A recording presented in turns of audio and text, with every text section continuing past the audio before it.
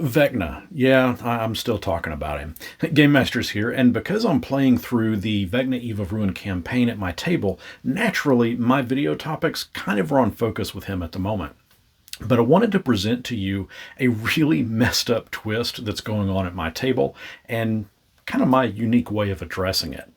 A few videos back, I presented to everyone my fix for Vecna Eve of Ruin. My main gripe was that Vecna wasn't in it, in spite of the fact that Wizards of the Coast's marketing advertising stated that Vecna could show up at any time, except he doesn't. Oh, and when he does, it's the same stat block that we got when WotC released the Vecna dossier a few years back. It was his Archlich form, not his God of Secrets form that they had teased. So I made my fix and posted that over on Patreon for my contributing patrons. It goes over the storyline fix, but also contains a lot of my bullet points to hit upon.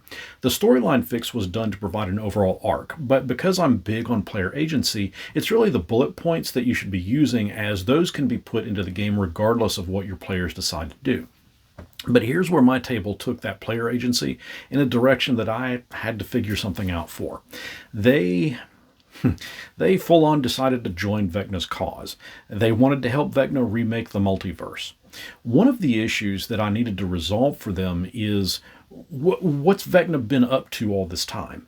In my storyline fix, I use a lot of lore information from previous editions of the game, and back in the second edition module, Die Vecna Die, Vecna had been imprisoned in Ravenloft. He finds a way to escape the Domain of Dread and makes his way to Sigil. There is a battle that takes place, and Vecna is weakened to a point where the Lady of Pain is able to banish Vecna. In that module, it is Vecna's avatar that you fight, but in my version of the fix, it actually is Vecna himself, and the Lady of Pain banishes him to the maze, the part of Sigil that she reserved for imprisoning the most vile of entities. From that point, up until his escape from the maze at the end of my fix, at the end of Eve of Ruin, the players wanted to know what he had been up to, and how he could have possibly escaped the maze. So here's what I did. And please make note, some of what I'm about to go over, it's not going to make sense unless you've actually seen my video fixing Vecna.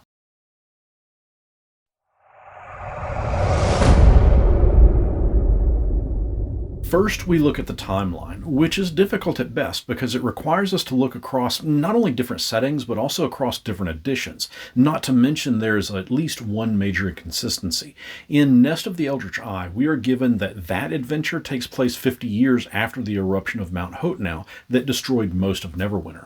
According to 4th edition's Neverwinter campaign setting, which takes place in Dale Reckoning 1479, this eruption of Mount Hotenow takes place 30 years prior, making that event happen in the year 1449 DR. This makes Nest of the Eldritch Eye take place 50 years later in 1499 DR.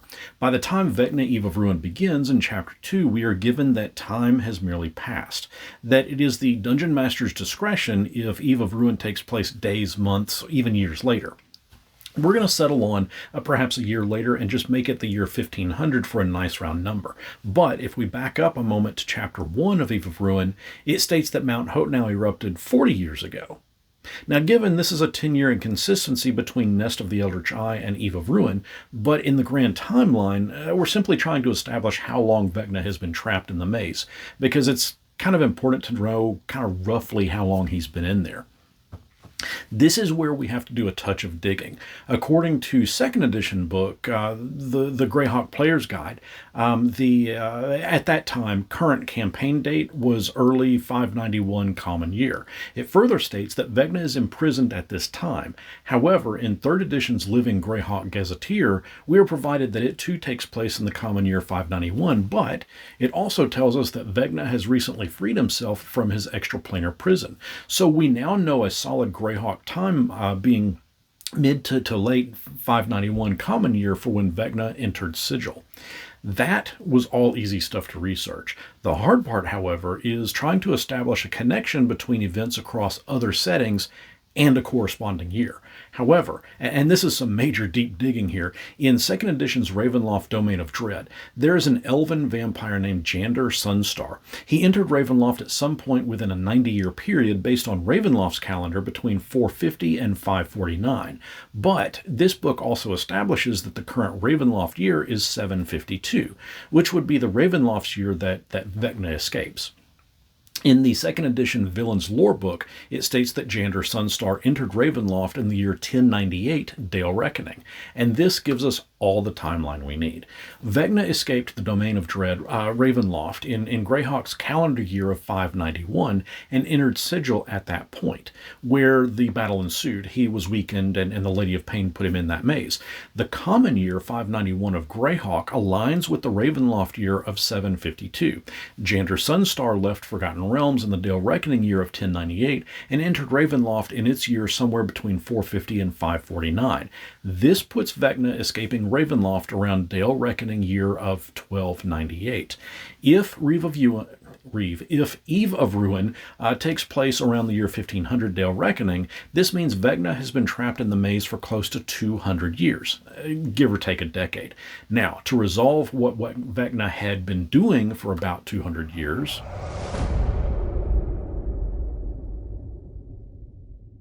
shortly after being imprisoned in the maze, Vecna began trying to find a way out. Initially, he wandered the streets. They were ever looping. He'd go down one alley, turn left, only to find himself in the same alley.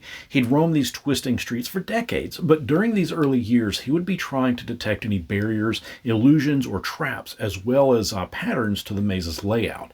He would likely try to cast every spell he could, but none would provide to him a means of escape. However, based on the Planescape campaign setting book, the Lady of Pain always leaves one portal inside the maze. Now, Vecna wouldn't know this, but it would mean that he still has a connection to the multiverse.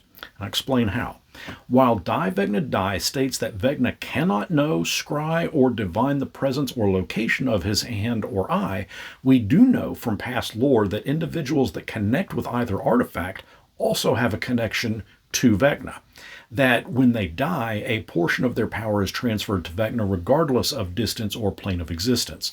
4th edition lore from the Dungeon Master's Guide states that if the individual that has either the eye or the hand dies, that they crumble to dust, and the artifact will return to Vecna, providing to Vecna all of that former wielder's knowledge. And I'll be using a bit of that lore for Vecna's connection.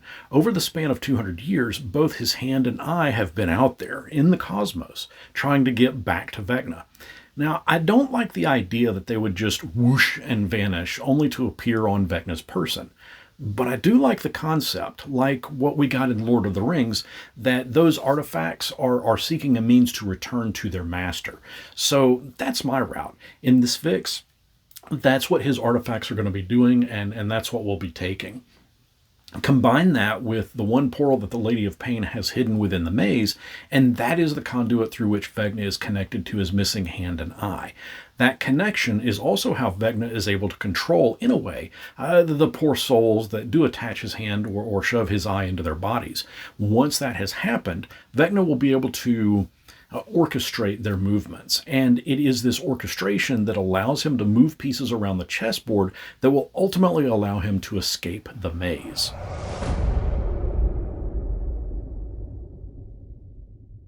Years prior to Vecna being banished to the Domain of Dread in Ravenloft, he crafted 2 tablets and buried them. Those tablets were detailed out in the Die Vecna Die module, but they were also used as a conduit that would suck the powers from a demigod and transfer them to Vecna. And I bring that up because also in my fix, at about the same time as Vecna was crafting the tablets, which took years by the way, he was also moving through different planes and taking control of the various obelisks. These are the obelisks that have popped up in various places throughout 5th edition.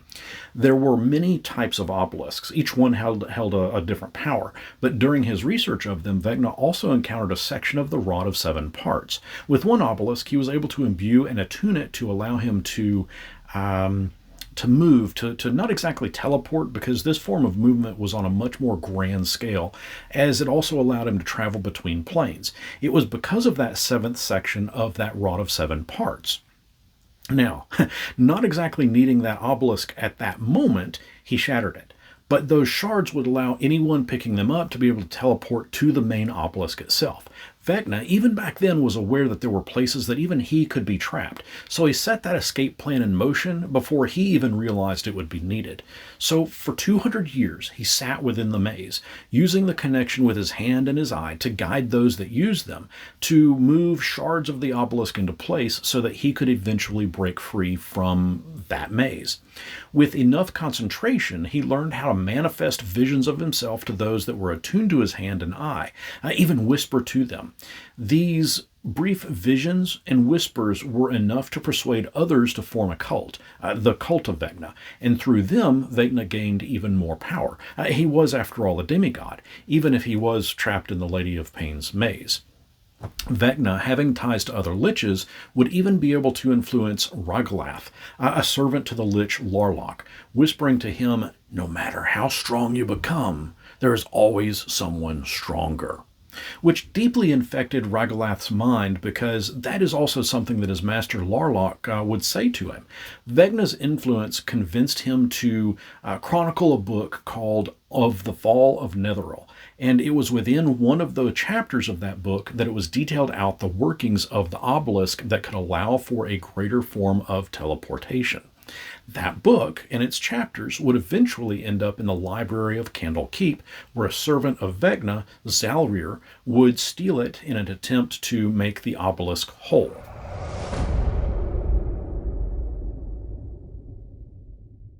And that is, in my fix, what Vecna has been up to for the past 200 years, while trapped in the Lady of Pain's maze. I've yet to fully flesh out exactly how I'm going to present all of that, but I'm itching to have a bit of it be a side quest, where each player will, in turn, roleplay as an aspect of Vecna. I've got 6 players, 200 years, and I think it would be super fun and very cool if they each could take a span of, say, 25 years and see Vecna's orchestration through his eyes. Hell yes, this is going to be a full-blown campaign, and I'm all for having a major side quest to specifically show off more of Vecna and what he's capable of, especially since my players have chosen to join him. I mean, what more fun could you possibly have other than playing as Vecna? The biggest challenge I can see there is that Vecna's history in my fix is pretty much set in stone, so likely what I'll need to do is present to the players an A, B, or C option. Won't be easy, but damn, if I can pull it off right, it's going to be one hell of an epic campaign. To that end, I'll ask your advice. How could I competently pull off players role-playing as Vecna in a predetermined storyline that must have a specific endpoint? I suppose that I could just roll with the punches and ultimately alter the ending, but honestly, I did a lot of hard work on fixing Vecna, and I'd still like to see that version take place, with him, breaking free of the maze inside Illustrial Sanctuary. From that point, I've already got the adventure prepped, so again, I really don't want to alter that. So I'm open to suggestion.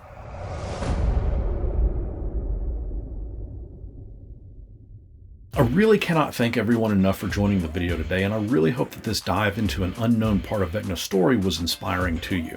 My name is Brian, and I've been playing and running role-playing games since the 1980s. We've got a rockin' Discord, and a link to it's down below in the description. I've also got a Patreon set up where I offer up things like Fixing Vecna, a document that contributing members can download that goes over my fix of the adventure Vecna Eve of Ruin. I'll also be releasing in the near future over there a revamp of my Endless Dungeon, as well as an old school style adventure due out in mid-July. Also can't thank my patrons and YouTube members enough, as their contributions have made it so that I didn't need to take on a sponsored ad for this specific video. If this video was entertaining to you, and you'd like to see more, please be sure to give it a thumbs up, subscribe to the channel, recommend it to others, comment below. It really means a lot, and it really does help this channel to grow. Until next our paths cross, may you not drop your books.